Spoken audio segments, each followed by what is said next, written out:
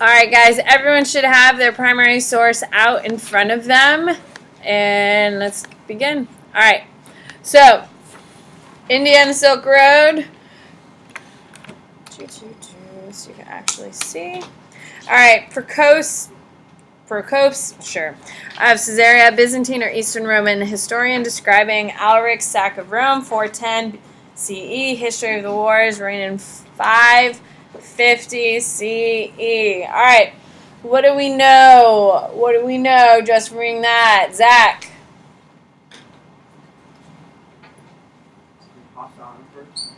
What?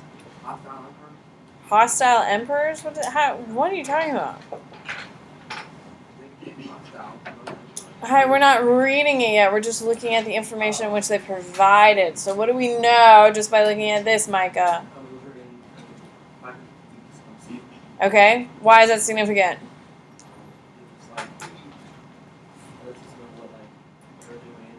Okay, the date is important, but why is it important, Aiden? It's 140 years after the events it's talking about. After 140 years later. Okay, so it's 140 years later. Okay, nice. All right, what else do we know about it? What else do we know, Maya? It describes the Alaric's sack of Rome. Okay, so sack means it what? Falls. Okay, what else is really important, though, that we need to have? What do you got, Dean? It's during like the split Roman Empire. Okay, it is a divided Roman Empire. Okay, so if it is the sack of Rome, what half of the empire is that? West. Max? West. West. And the author is from where, Max? East. So, different parts of the empire. Parts of division. Okay? So already we've learned a lot. Alright, but the Visigoths. Who are the Visigoths? What's another name for them? What's another? I see you two. I'm not trying to ignore you. I'm trying to include everyone in here, just like Jessica wants. Who are the Visigoths? You cheater. Yes, the Visigoths are barbarians. At first entered into an alliance with the Emperor Arcadius. So alliance with the Emperor, are they friends or not friendly? Friends. They are friendly.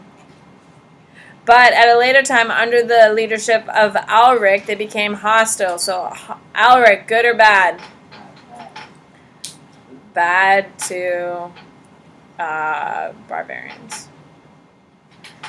They became hostile to both emperors and beginning with Thrace, treated all Europe as enemy land. All Europe as enemy land. So both East and West were threats to barbarians. Now the Emperor Honorius had before this time been sitting in Rome with never a thought of war in his mind, but glad, I think, if men allowed him to remain quiet in his palace. So, is he a war emperor or no? No, not motivated by war. But when word was brought that the barbarians with a great army were not far off, he abandoned the palace and fled in disorderly fashion to Ravenna. Abandon, is this a positive connotation or negative connotation? Negative. And the palace and fled in disorderly fashion. Positive or negative connotation? Disorderly? Negative or positive? Negative. To Ravenna, a strong city lying just about the end of the Ionian Gulf, while some say he brought in the barbarians himself because an uprising had been started against him amongst his subjects. So is he liked by his people or not liked by his people? Not liked by his people.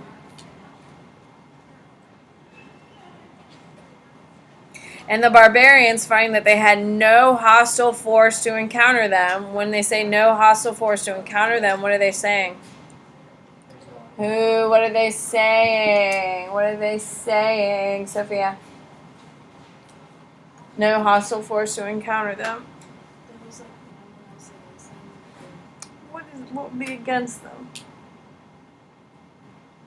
So you're invading my city. What should be there?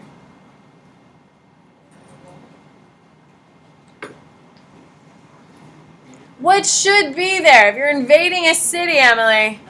I'm military. An army. So what isn't there, Emily? No military. A wall would be helpful too, though. You're not wrong. Military. No military present. They became the most cruel of all men, for they destroyed all the cities which they captured, especially those south of the Ionian Gulf, and they killed all the people, as many came in their way, both old and young alike, sparing neither woman nor child. They also gathered as plunder all the money out of Europe. So they're doing what? They're stealing what? Stealing money.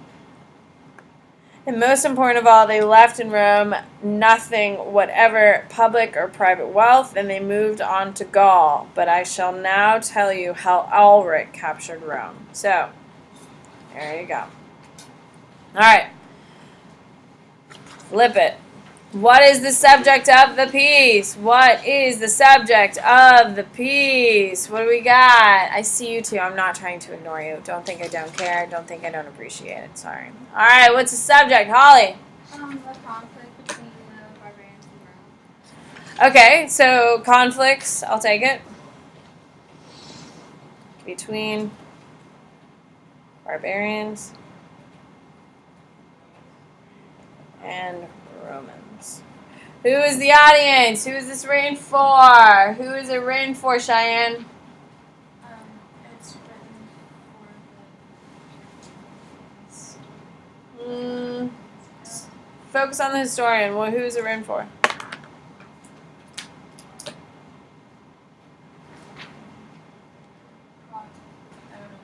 Oh, no, it's not for someone's name. Read, who is it written for? Oh my God, be more specific. There is no Rome anymore. Who is it for, Aiden? Byzantines? The Byzantines. Audience is Eastern Empire or Byzantines. Why is it Eastern Empire or Byzantines? Why is that the correct answer, Max? Because that's where the guy wrote from. Yeah. You don't write, like, when you write something down, do you write it for the people in space? In Mars? On Mars? No, you don't. You write it for the people you're around. When you write a book, do you write it for the people of France or do you write it for the people of the United States? You write it for the people of the United States. So if you're a historian, you're writing for your people. What's the purpose of the piece? What's the purpose of the piece, Lily? No. What is it, Micah? In the conflict of the barbarians, Think bigger. Why would someone take the time to write the story down? What do you got, Isabel? Maybe to defame the barbarians. I don't know. Conquering Rome and doing all that stuff is pretty impressive. Why, Dean? To explain to the people how Alaric sacked Rome. Oh, no. Facts. to tell people about the mistakes that Alaric made and how. Yes, mistakes made by the West.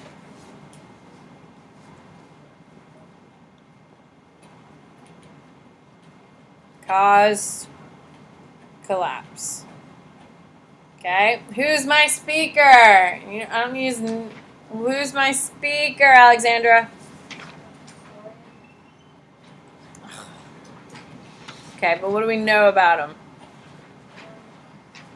He's describing the fall of Rome. No, that's not about him. What do we know about him? What do we know about this historian, Lauren? He's from the Eastern Empire. Historian from Eastern Empire. 140 years later, correct?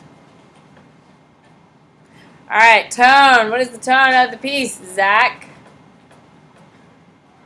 Like, informative? Oh my God. Informative is not really a tone, people. Hello, my name is Sam. That would be informative. Basic information. What is it, the tone of the piece? What do you got? Lily.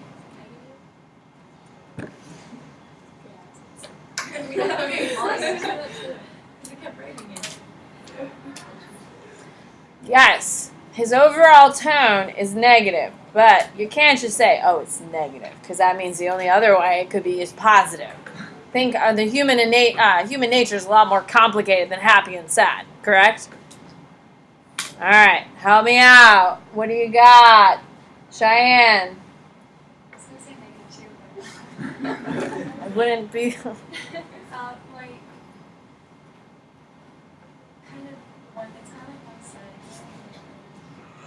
Guys, he's writing this 140 years after this event occurred. Yes, he's negative. Max. Disapproval on it. Disapproving / angry with poor leadership. Would we agree? If they were better led, would they probably be as conquered as they were? No. Okay. What is the point of view? Why is he writing it when he wrote this? Why is he taking the time 140 years later to write about this event? What do you got, Isabella? Prevent history from repeating itself. Okay. Okay, but what is he trying to avoid? He doesn't want the Eastern Empire to fall under their control. Okay, a little bit more specific. You're not around that. What does he purposely want these to avoid? Look at all the information. Guys, when you do point of view, take in all the information we just wrote down and tell me what it's looking for. What do we got? Maya. Like I was gonna come say what he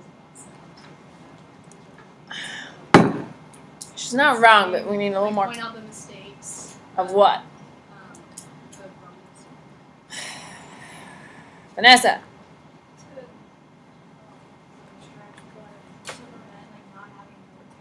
Nah, it's not the military. The reason why the military is not there is because of why, Vanessa? Oh, you. What do you got, Jessica? Yes, leadership is the biggest problem. You were there. You were there. There's leadership. All right, strong leader. Strong leadership is the only way to protect Eastern Roman Empire. And you don't need an additional document. All right, flip it over. Yes, ma'am. See ya. All right, here we go. So, document 2, Salvanius, Roman citizen and Catholic priest from his writings in late 5th century CE. What do we know about him? What do we know about him? What do you got?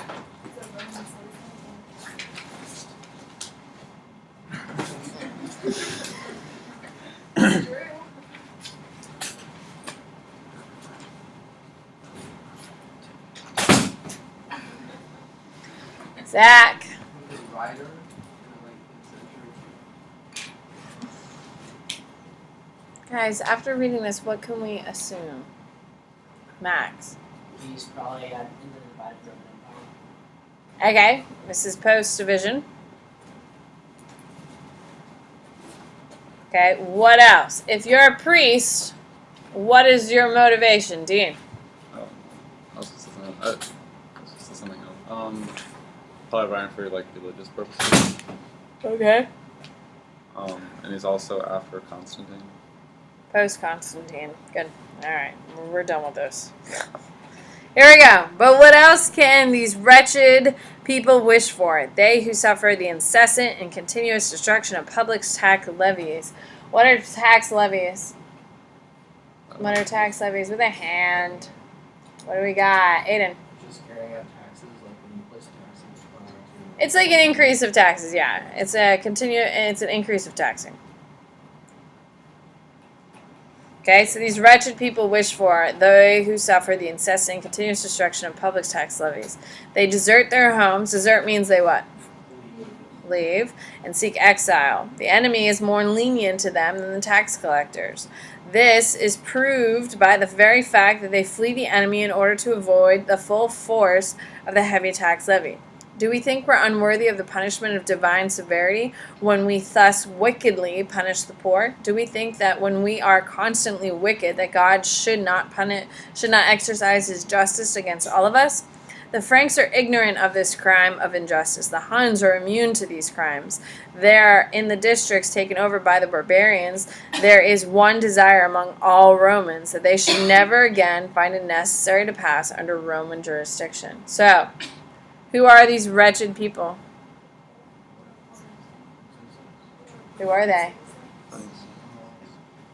Who are they? Max? Roman leaders. No. Roman leaders? No. Who are they? Who are they, Lauren? Roman citizens. They're Romans. Yes. What else can these Roman people wish for? Those who suffer under the incessant continuous destruction of public tax levies. They desert their homes and seek exile. The enemy is more lenient to them than their tax collector. Who is the enemy? Who is the enemy of the Roman Empire at this time, people? Barbarians are more lenient to them than the tax collectors. Tax collectors are from where? Rome. This is proven by the fact they flee the enemy and to avoid the full force of the tax levy. Do we think we're unworthy of the punishment of the divine severity, thus wickedly punish the poor? Do we think that we are constantly wicked, that God should not exercise his justice against all us? Who is when we are wickedly, constantly wicked? Who does he believe is wicked? Max? Or Romans. The Romans. The Romans are morally corrupt, is what he's saying. And that it's God's punishment. His justice. The Franks are ignorant of this crime of injustice. The Huns are immune to these crimes. There in the districts taken over by barbarians, there is one desire among all Romans: they should never find it necessary again. So what do the Romans want to do? Do they want to leave or they want to stay where they are? They want to stay under whose rule? Stay under barbarian rule.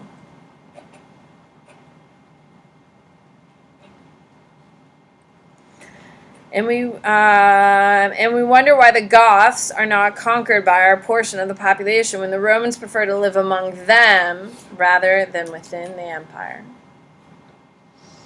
Okay? What's the subject of the piece? What's the subject of the piece? What do you got, Adrian?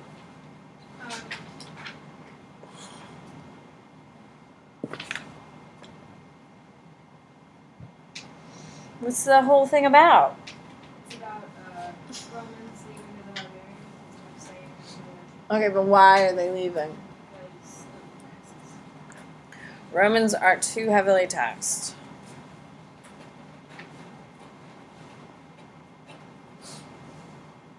Okay, who is the audience? Why did he write this? Who is he writing for, Jack? The Romans. The what? The Romans. Okay, be The specific. Roman, like, high up, the aristocrats maybe, that are, like, causing... Alright, how about government officials?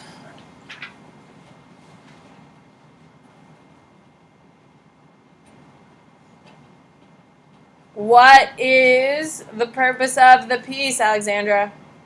I like your elephant, by the way. Is an elephant on your pendant?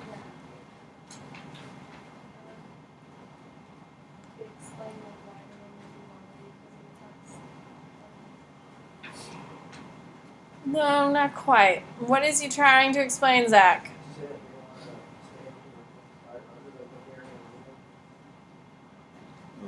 Sort of. Sort of. What you got, Jessica? Like these are priests and expect that they're being punished.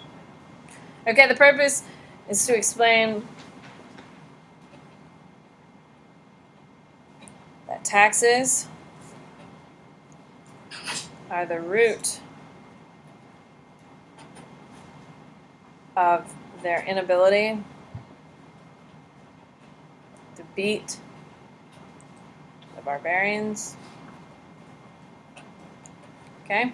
Alright, who's the speaker? Who's the speaker? What do we got? Dean? He's an Eastern Empire priest. Eastern or Western, you think?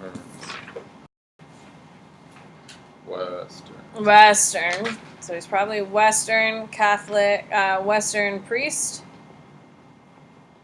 Okay. Alright. Tone. What's the tone of the piece? What is the tone of the piece? What do you think, Holly?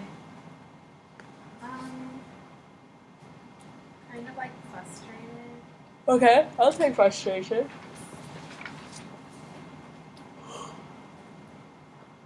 Frustration and what do you think, Lauren? Maybe like urgent, like if you don't fix this problem. Okay, I'll take urgent. I like urgent. Urgent for government support. Okay, and what is the point of view? Why is he writing this when he wrote it? What is his specific motivation? What you got, Max? He's afraid that the Roman Empire will eventually lose to the Visigoths if they don't lower their taxes. Okay. Kind of, remember he's a Catholic priest, or he's a priest, so you have to kind of bring that into it. Dean? He's observing the inhumane taxes and how they're causing the citizens to not want to be part of the empire. Yeah, but it's more of a purpose. It's not a point of view. Micah? Keep going, Micah. I like it wherever you're going, man. I like it already.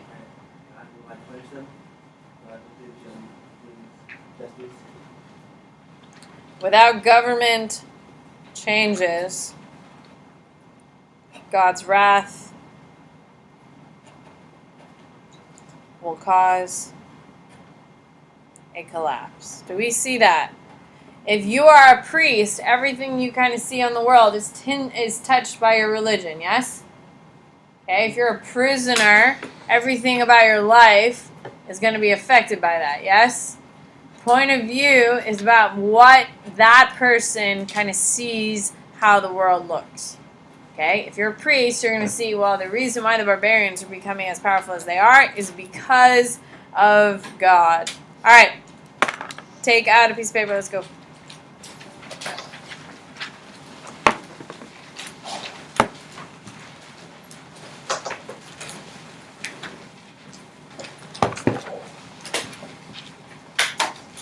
Okay, so yesterday we started talking about Jainism, correct? Okay, who can summarize Jainism for me? Jainism is kind of weird. Jack? Like extreme non-violence. Yeah, it's extreme nonviolence. When you think of nonviolence, do you think of extreme? Like, doesn't it seem like counterintuitive? You're like, yeah, extreme nonviolence. What the hell does that mean? So, what does that mean if you're extreme nonviolent, Jack? Like they really don't want to hurt like anything, even if it's like super inferior. There you go. And Jainism is created in direct opposition of what? Jainism is created in direct opposition of what? Micah? Caste system. Okay? Now, the biggest thing you need to know about Jainism is that it's not going to be very popular. Why isn't it going to be that popular? It's around, people follow it, but why isn't it that popular, Lauren? It's too extreme. It's too extreme. Do you want to walk around with a feather brush in front of you to move bugs out of your way? Please. Kill them all. I'm just kidding. I did, my Toby did eat like 5 ants this morning. He loves eating ants. He finds them to be like little treats. When he sees them, he just gets so excited. He loves them. He tried eating a bee yesterday. It was so cute. He was pouncing back and forth like, ha. Sorry, moving forward. All right, so next is Buddhism. Now, Buddhism, please listen to this as you're writing down the word Buddhism. Buddhism is a major topic in AP World. The reason is, it's been 3 DBQs, okay, which is a big deal. I've never seen any other topic used 3 times. It is going to start in India. It's going to spread into China and spread into Thailand. And then the people of India banish Buddhism. So the origin, you're not allowed to practice Buddhism. There's a lot of things. It changes based on the time period. Its influence gets deeper in the regions. It's a very big concept. The faster you learn Buddhism, like Jainism, know that they're extreme nonviolence. That's really what you need. You know what I mean? Buddhism, you need to know Siddhartha, you need to know all that stuff. Okay? Is that fair? Hello? You're alive? Okay. Okay, so first thing you need to know about Buddhism, it started by Siddhartha. Now, Siddhartha is it's from a really wealthy family in India. Had a great education, had a great job lined up, probably had a pretty pretty girl lined up to be married to, all that stuff. Life's pretty good for him. Okay? Then he wakes up one day and he's like, you know what? This isn't the life I want. I want to focus on something else. So he completely abandons. He rejects his father. He rejects his life. He rejects his education. And he goes and sits under a tree for 49 days. And he meditates. He's not eating. He's not drinking. He sits there and he meditates. Okay? I don't know why not make it 50. You know what I mean? Like, if you're going to do it 49, you're like, ah, damn it, what's one more day? How do you survive? It sounds Yeah, cooler it's though. How is it alive? I don't know. I don't think. Okay? So, he sits under a tree for 49 days and reaches enlightenment. Or he passes out because he's completely dehydrated, whatever you believe. Anyway, he reaches enlightenment, and when he comes out of his meditative state after 49 days, people call him the Enlightened One or Buddha. Siddhartha is Buddha. Buddhism is based on Siddhartha's meditation. Now, his search for enlightenment is all about meditation practice and listening to nature, all those things. Okay? So, Buddha and his followers. So, Siddhartha, now called the Enlightened One or Buddha, is going to go around talking about what he learned, what he acknowledged, what he became more knowledgeable about, and people started following him. And with that, he started his doctrine. Now, his doctrine is that monks are only allowed to have a robe and a bowl. Yes. Have you ever seen a monk? They don't own shoes. They shave their head. They wear these awesome, like, togas. Okay? And depending on what sect of Buddhism, now, every religion has sects. S-E-C-T-S. For instance, Christianity, you have the Roman Catholicism. Okay, you have Presbyterian, you have Baptist, you have Episcopalian, you have all those different types of things. Those are called sects. Sects are, everyone is doing the same religion, everyone does it a little bit differently. I am Catholic. My sect of Christianity, we like to do a little workout. You sit, you kneel, you stand. You sit, you kneel, you stand. We do a little workout. Everyone's saying the same thing, and we like gold. We love gold. We're a little gaudy. Okay? However, if you go to a Episcopalian, it's very, very simple, and they allow women up in the front. Hell yes. That's pretty exciting. Sorry, my husband's Episcopalian. Well, he has practice, but his parents are Episcopalian. And my first Christmas with his parents, there was a woman up there. That was the weirdest thing in the whole wide world. Because in Catholic church, oh my God, women? Yeah, you're not allowed to have a woman up there. You're not allowed to really go up there at all. You're not supposed to be on the sacred, which is crazy. It's 2016, but anyway. Okay, so sect means everyone does it just a little bit differently, but they're all following the same religion. I'm Catholic. If you're Presbyterian, Baptist, or whatever, we all pray Jesus, God, the Holy Spirit, and all that crap, but we do it differently, right? Everyone gets that? Buddhism, same thing. Just because you're in a different region, what that means is you're doing it a little bit differently. In Buddhism, everyone follows the same rule of robes. If you've ever seen a Buddhist monk, they're wearing a robe, different color denotes different sect. They're not wearing shoes. And if you go to Thailand, Thailand's really famous for it, but it's ruining the local culture, is that you can go and watch Buddhist monks leave their temple. They take their little wooden bowl, and they walk the streets, and people scoop food from their house into the Buddhist monk's bowl. And they eat whatever they get, and that's their only meal of the day. Yeah, isn't that cool? So, like, American tourists are going and taking pictures of these Buddhist monks going and doing this routine that has been around since period 2. And a lot of, especially in Thailand, they're really upset about it because it's, like, ruining the culture. Because it's supposed to be, it's a religious thing. If you give food from your house, you're giving them substance, you're allowing them to continue to thrive. It's a good thing for you. It's like karma. Okay.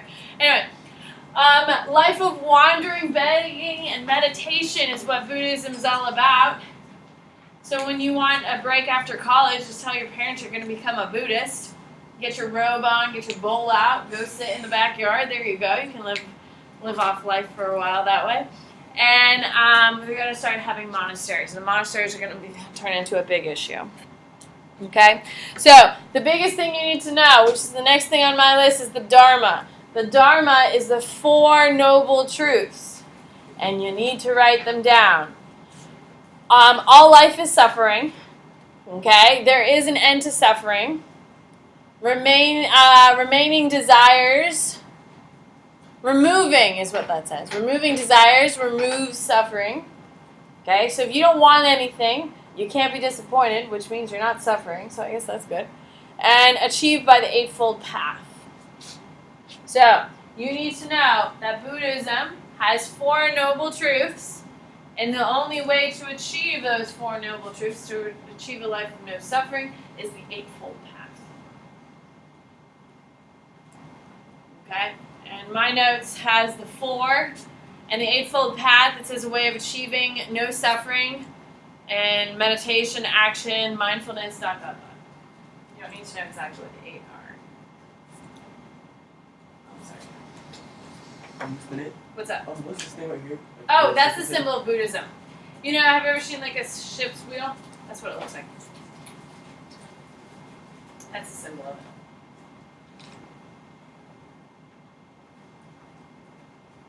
Okay, so the Dharma is the 4 Noble Truths and the Eightfold Path. Those are the 3 major components you need to know about Buddhism.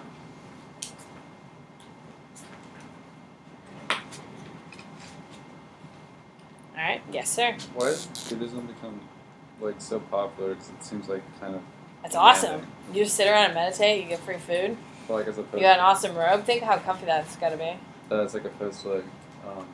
China. Because instead of having like a super rigid system, like the caste system, you're kind of saying, screw that, and you're doing everything for yourself because it means something to you, and you're not being told what to do.